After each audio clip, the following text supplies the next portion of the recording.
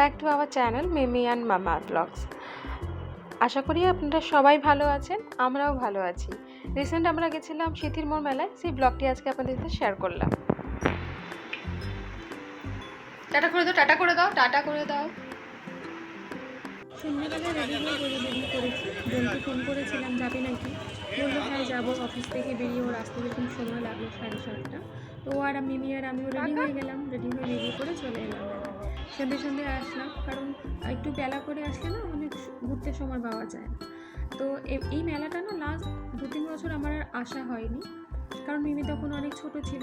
Last year তো 1 বছর মানে হয়নি, ওকে নিয়ে বেরোনো যাবে না সেরকম বলে, তার আগের বছরও হয়ে ওঠেনি। তো যখন সুযোগ পেয়েছি এই বছর আর হাতছাড়া করিনি। এছাড়া মিমি আলো, দোকান আর এই দোলনাগুলো দেখতে এত ভালোবাসে, কিছু বলার নেই।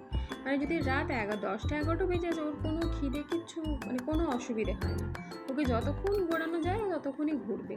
ঘুরতেও এতটা ভালোবাসে, তাই একটু সুযোগ পেলে এই মেলা টেলা যখন বসে ওকে নিয়ে এখন একটু বেরিয়ে পড়ি। মেলায় ঢুকেই এত দোকান দেখে না মনটা আমারও ভালো হয়ে গেল। অনেকদিন যেহেতু আসা হয়নি, ঢুকে দেখলাম বাঁদিকে আচারের দোকান, তারপরে সামনে কত দোকান। দেখতে দেখতেই মেলাটা এগোলাম। বাঁদিকে আবার কত সুন্দর শাড়ির দোকান ছিল, শাড়ির কালেকশনগুলো খুব সুন্দর ছিল। তবে আমি মেলাতে কোনোদিনও শাড়ি কিনিনি, মানে খুব একটা কেনা হয়নি কোনো দিনই, বলতে পারেন যে আমি কোনোদিনও মেলাতে কখনো শাড়ি কিনিনি। যাই হোক, ওখানে কিন্তু শাড়ির কালেকশনগুলো খুব সুন্দর ছিল, আর কাচের সেটগুলো তো এত সুন্দর ছিল, মনে হচ্ছিলো সব নিয়ে নিই।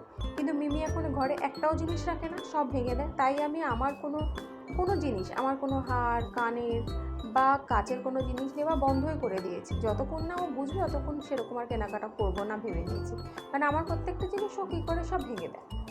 এখন তো বোঝে না, ছোটো। যাই হোক, এইসব দেখতে দেখতে বাঁ দিকে একটা বইয়ের দোকান পেয়েছিলাম, তাই মিমির জন্য কী নেবো ভাবলাম যে বই একটা নিই। তো একটা ছোট্ট বই নিয়েছিলাম, ওই যে ওয়ার্ডবুকগুলো হয় আর কি। আর এই দেখুন, এই যে ফটো ফ্রেমের দোকানটা, কি সুন্দর ফ্রেমগুলো, খুবই সুন্দর ছিল। এর পরের দোকানটা না হারের একটা দোকান ছিল, ওর কালেকশনগুলো খুব সুন্দর ছিল। এই যে বললাম, আমি কিন্তু সেরকম কিছুই কিনি না, কারণ আমার মেয়ে সব ছিঁড়ে দেয়। এখন তো আমার গয়নার বাক্স ওই নিয়ে বসে থাকে।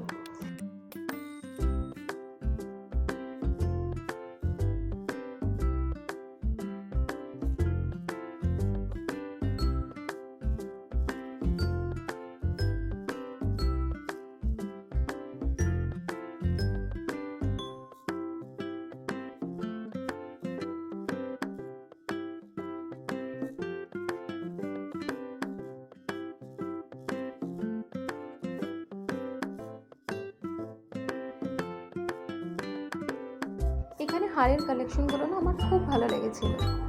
এরপর আমরা চলে গেছি বাঁদিকে, একটা পেয়েছি আচারের দোকান। মেলা প্রথমে আচার দোকানটা মিস করে গেছি, তার বলে সেকেন্ডটাও মিস করবো এমন কিন্তু হবে না। এখান থেকে কিন্তু আমরা আচার টেস্টও করেছি, কিনেওছি। যাই হোক, এখান থেকে আমরা নিয়েছিলাম লঙ্কার আচার, আমের আচার আর তেঁতুলের আচার। বেশ খেতে ভালো ছিল।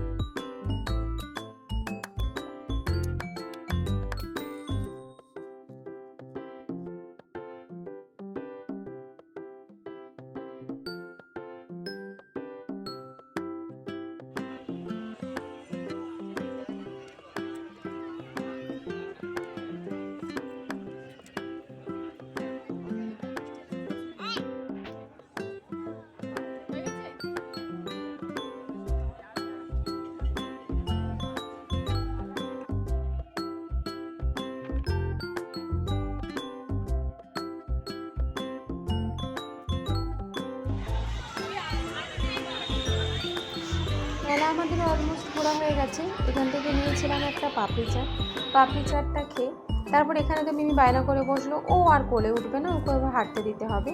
তো একটুখানি ওকে হাঁটতে দিয়েছিলাম, আসলে লোকজন এত ছিল তো কোথায় লেগে ঠেকে যায়, তাই জন্য ওকে বেশি নামাইনি, কোলেই নিয়েছিলাম। তো কিন্তু উনি এতক্ষণ কোলে থাকবে না, ওনার একটু হাঁটা চাই।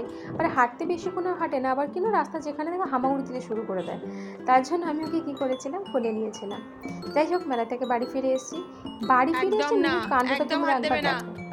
একদম হাত দেবে না, এখন আমাদের কার দেবে না, রিমোট এখন উনি টিভি চালাবে, আমরা দেখবো। উনি রিমোট দিয়ে চ্যানেলগুলো ঘোরাবে আর আমরা দেখবো।